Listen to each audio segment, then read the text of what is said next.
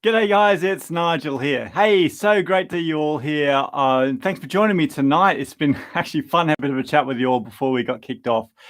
Thanks for joining me. I'm excited tonight because we're announcing our winner, or well, two winners actually, of the Jody Jazz mouthpieces for our giveaway. Pretty exciting stuff. I mean, I love these Jody Jazz DVs that I've been playing. Really getting into them. Actually, I've had them for a few weeks now, and I'm using them all the time. And for those of you on the session who are Sac School members, might have noticed that I've been playing them on a couple of lessons as well. So I'm really getting into them, particularly the alto. I'm still doing quite a lot of work on the tenor just to get used to it. And we had a great question about that actually that I wanted to cover off. But I love the sound, and I'm really getting into them. So, hey, today I'm going to let you know who these two winners are in a few minutes' time. But first, jump in the chat and let me know if you've got any questions, because I'd love to help you out if you've got a question about mouthpieces. Now's a great time to ask me, and hopefully I can help you out a little bit. But also, the other things actually that I wanted to ask you about was about the YouTube channel, because I love that you guys supporting the YouTube channel this year, and it's been a pretty fabulous year. In fact, I've just been looking back this last week at all the stuff we've done on YouTube and inside Sac School over the past 12 months, and it's pretty crazy. So much great stuff in Sac School. In fact, I'm going to make a video to tell you all about it. Like over 1,000 new members. We've had so many great world-class players coming and playing for us. And the members have been amazing in Sac School this year too. But also on the channel, been making some really fun videos and getting some great feedback from you guys, and hopefully it's been helping you. So I'd love to know what things on the channel, on the YouTube channel, that you've really enjoyed this year and what you'd like to see me do next year too. I mean, I've done so much this year, the tenor reviews, mouthpieces. We've looked at loads of different mouthpieces, the lessons, the collaborations like the Lean On Me project. So what things did you enjoy, and what would you like to see me do more of next year? Love to know about that. And great to see so many people in the chat. I know there's lots of familiar faces here. There's so many people, I can't even name you all, but so many Sac School members in here, which is wonderful to see. Great to see you all in here, guys, from all around the world I can see as well. Fantastic. So let me know if there's things that you'd like to see. Right, I'm seeing I love your training videos. Oh, thank you that you simplify things. That's really great to see. Yeah, okay, cool. Good feedback from Mike there too. And great. Yeah, keep letting me know in there, guys, because you can also put comments in or shoot me an email, because I like to make videos that you guys like to watch, and that really helps you as well. Yeah, did I ever pick a new tenor? Great question from DSax289. I haven't made it public yet, but I have actually picked a tenor, and I haven't told everybody what it is yet, because I'm actually getting this tenor made, and with all the COVID stuff that's been going on, things have been a bit delayed. But hopefully I'll be unveiling that saxophone in the new year, and I'm quite excited about it actually, because it's something that after testing all those mouthpieces, all those different saxophones rather, in that tenor series, it gave me a good idea of what I was looking for. And it's difficult to know unless you spend a lot of time playing them. So it really helped me to sort of refine that. And I've ended up getting something made for me, which is kind of a combination of lots of things. So I'll let you know about that. Right. Sax Beats B Kevin saying, what's circular breathing? Well, a circular breathing lesson, that might be a good idea. Collaboration, yeah. Brilliant. All right, so loads of great ideas in there. Fantastic. Well, keep those ideas coming, guys. And also, if there's something that you want some help with, let me know in here too. We have actually had we've had a couple of questions I thought might be good to cover over, because so recently in Sac School, for those of you who are Sac School members, we actually had Jody Espina come and do a special session just for us, and it was really great because he explained some things that, I've been playing for 40 years, and there were some things that I didn't understand that he explained to me. The way he broke it down was really useful. So I know it really helped our members. A couple of great takeaways in there. In fact, I'm going to share them on the YouTube channel in the coming weeks. But one of the ones he was talking about was about the way we can choose the tip opening on a mouthpiece depending on our playing style or our playing amount of time we spend actually playing saxophone. I thought that was an interesting one. But I had a question from Beverly in our community. Beverly's a Sac School member, and she was asking about why metal mouthpieces like the DV, she says she finds them a lot harder to play than a hard rubber mouthpiece, and why that is. I thought, well, that's actually a really good question. And I don't know if any of you guys have experienced this. Let me know in the chat if you have. I don't think it's like exclusive that every metal mouthpiece is harder to play than a hard rubber mouthpiece, because it depends on the internal dimensions of the mouthpiece. That's really what makes the difference. So you could have, for example, I've got an Auto Link mouthpiece here, which is really big inside, very much like some of the hard rubber mouthpieces that I've played in over the years. But that's a very different shape to something like the DV, which is a much brighter mouthpiece, even though it's still made of metal. So it's the shape that really makes the difference. So perhaps the question, Beverly, really is mouthpieces that have got a high baffle like this, why are they harder to play? And yeah, you're right, Mick, they've got a brighter sound. The ones with the, like a ramp in here, which is what we call a baffle, have a brighter sound, they've got more projection, and sometimes they can be harder to control, at least until you get used to them. Now, I don't know, we'd need to ask Jody Jazz why that is. But off the top of my head, I would guess it's got to do with the internal volume of the mouthpiece. So like this mouthpiece, for example, because of the ramp in here, the space in here is much smaller. That's an alto mouthpiece, and this is a tenor. So obviously this is bigger. But compared to something like an open mouthpiece, or maybe a hard rubber mouthpiece like this with no baffle, the volume in here is much greater. I find these are easier to control. But there's a reason why we play a mouthpiece with a baffle in, and that is to get more projection, like Mick says, a brighter sound, and to get those other characteristics in the sound. So I think the real answer here, Beverly, and for everybody else, is that whenever we make a change to a different mouthpiece, if it's different to what we've been playing before, we've got to spend time really getting used to it and experimenting with reeds as well. And even I'm having to do that. So with the DV, I've played lots of different metal mouthpieces like this. I mean, the Durga, I like the Theowane Durga. I played a Dave Guadala for years. They're both baffle mouthpieces, but so it's not like I could just pick up the DV and play it automatically. Although on the alto, it felt quite natural. On the tenor, I've had to work on it. And so for me, I'm working on things like lots of really long tone practice and using my tuning drone a lot and things like that. So many great questions in here, actually. Hopefully we'll get to some of those in a second. So just to tie into that too, another question I had was from William, who was asking about playing quietly. He's working on Oh Holy Night. It's a great Christmas tune. It's on the YouTube channel. It's also inside Sac School. And he was saying how when I'm playing it, I can control the low notes, play really quietly and really clearly. And how do I do that? And that kind of ties in with the same thing, because the answer to that, William, is the same exercises that I use for Beverly to overcome learning a new mouthpiece. And really, it's about spending a lot of time on really controlled long tone practice. Now, it doesn't need to be boring. I'll tell you something that I've been working on a lot over the past, probably the last couple of years actually, is, and I do this every day when I practice, is using a tuning drone and then, so like getting the tuner to play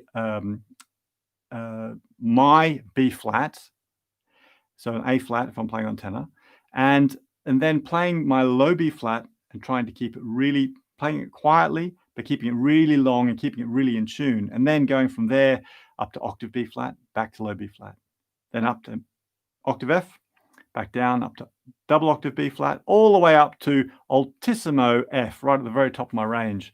And all the time trying to keep my embouchure in the same position, keeping my tuning right, and keeping the tone really full.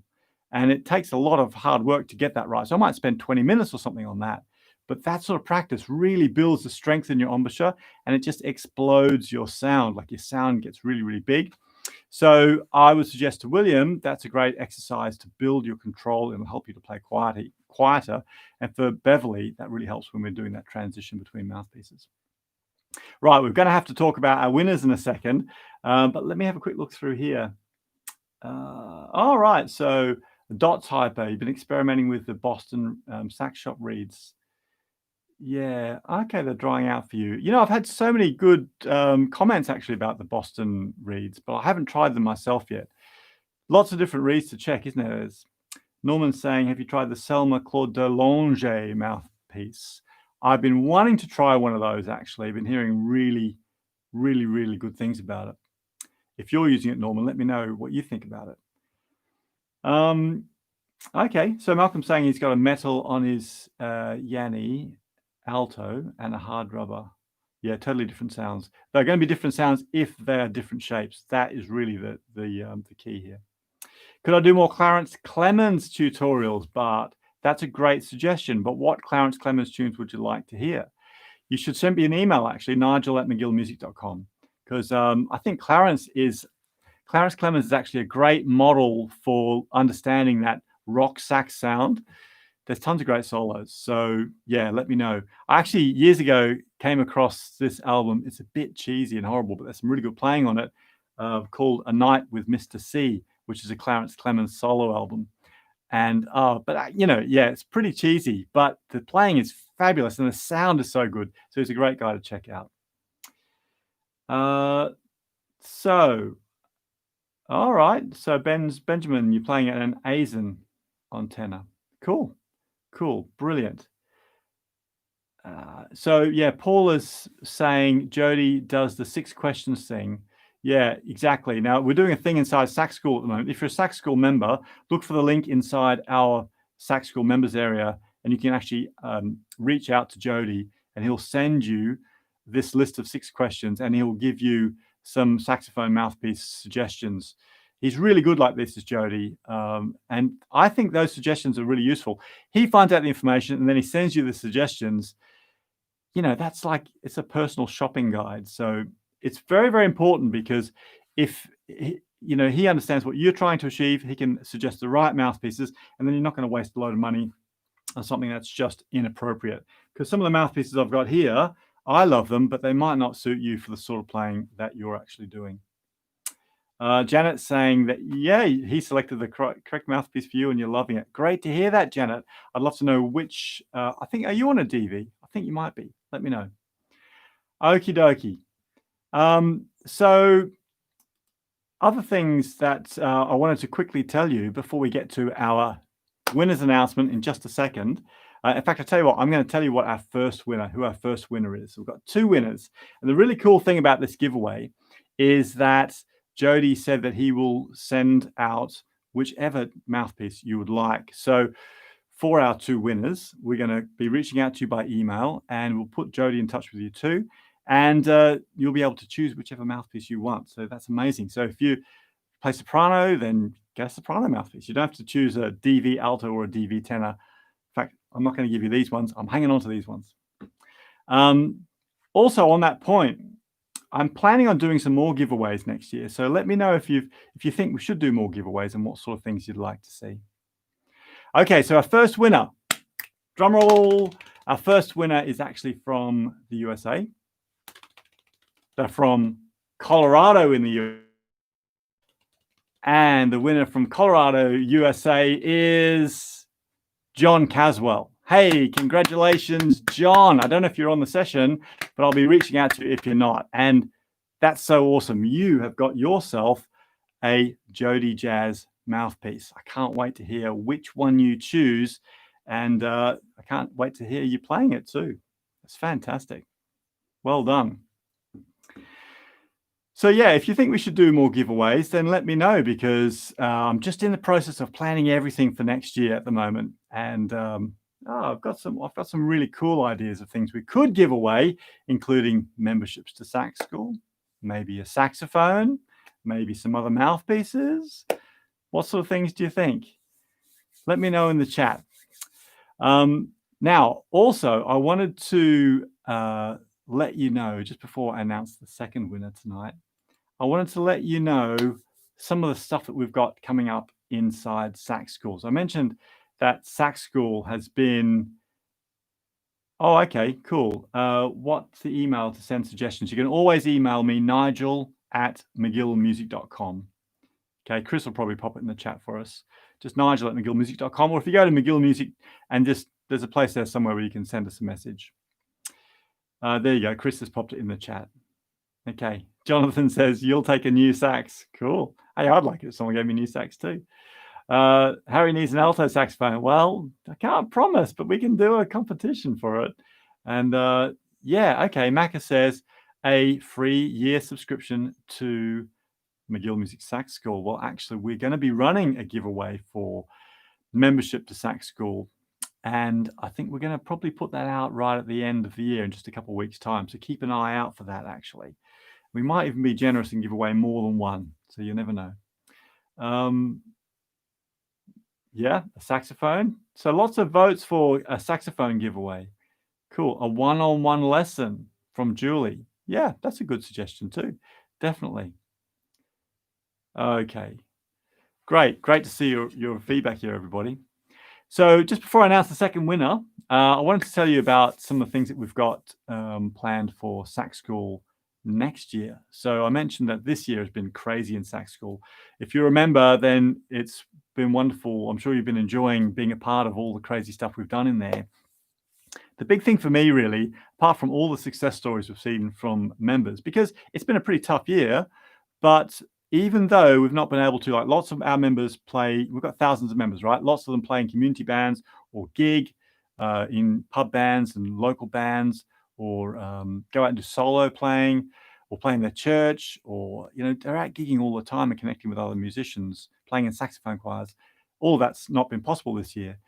But on the flip side, in our community, it's been so busy this year with all the stuff that people are sharing between each other. And that's really been, I mean, the whole Sac School team here, which is much bigger now, just love watching what's going on in there. It's absolutely fantastic. So that's been a biggie for me. Also, all of the guest teachers that we've had coming in, I've absolutely loved that.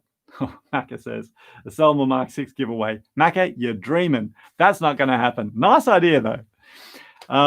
So yeah, the guest teachers that we've had this year have been mega. I mean, just hearing from people like Andy Snitzer or Leo P or Grace Kelly or Jeff Kashua, all those Lou Marini. I mean, an original Blues Brothers guy, a Saturday Night Live member, came on and did a, you know, exclusive session just for Sac School members. That is so mega. So that's been a really big thing. And plus also all the new things that have been happening in Sac School, including getting Fred Vigda on our team from Average White Band. So it's been amazing. But next year, we've got some more things like this planned too. So we've got Andy Snitzer coming back for another session. We've got a great repair session coming on with Steve Crow. No one knows about this yet except you guys, but an absolute legend, Grammy-winning, groundbreaking saxophone player, Tom Scott, is joining us for a session next year. I mean, that is just mega. He's like one of the holy grail saxophone players in the world. So certainly in the commercial world, who's played on like literally a couple of thousand albums. So all that stuff's for Sac School members happening inside Sac School, plus loads of new courses and lessons and stuff coming out. So it's going to be an exciting year. And if you're not a member yet, I hope you can come and join us for that, because it's going to be really, really amazing. All right. Okay, great to see. Oh, yes, a weekender in the US. That would be awesome too. I would love to do one of those. So we've had to postpone our weekender. For those of you who aren't members, we do an in-person 3-day saxophone get-together called the Sac School Weekender. We did one last year, but this year, obviously, we couldn't do it. Hopefully, next October, we can do it in the UK. We'll see what happens. But yes, I'd love to do one in America. I'd love to do one in Australia. I know we've got loads of people that would love to join us for one of those. So fingers crossed. Preston says, wow, Tom Scott. Yeah, I'm thinking the same thing. A Drake giveaway. That's a good idea. You saw, okay, Myrakli says, saw Tom Scott in 1974. I've never seen him live, but I wish I had seen him live. That would have been awesome. Yes, please, in Australia. That would be good, wouldn't it? Okay, right. I think it's time. We're having so much fun. I could keep talking to you guys all the time. And maybe we should do more live streams like this. I don't know. I'm just glad that there's so many people joining us today. Okay, time to announce our second winner. And our second winner for a Jody Jazz mouthpiece. So our second winner comes from Spain. And in fact, this second winner comes from a place called Jarazo de Santiago. I'm probably saying that really wrong. in Spain. Our second winner is Alexis Rayner. Alexis, congratulations. You also have won yourself a Jody Jazz mouthpiece. Fantastic. You two are lucky people. And I can't wait to hear what you choose. I can't wait to hear how you guys get on with them as well. And for everybody else, hey, look, thanks so much for getting stuck in with this competition. I mean, 35,000 entries we've had for this competition, which has just been amazing. So sorry if you didn't win, but thank you for taking part. And also thank you for joining me today, because you know what, you guys are the reason why I love making videos on YouTube, and I love being involved with our Sac School community too. So thanks for joining me today, and make sure that you do let me know what things you like. The best feedback for me is when you jump in and give me a comment on a video, or a thumbs up, or send me an email and let me know what you like or what you'd like to see more of. That means a lot to me. Okay, so most importantly though, I hope you have a brilliant rest of the year and keep practicing hard. And I'm looking forward to hearing more about your progress, and seeing your comments and getting your feedback, and hopefully getting to know you more through our Sac School community. So thanks a bunch, guys. Keep practicing hard, and I will catch you very soon. Cheers.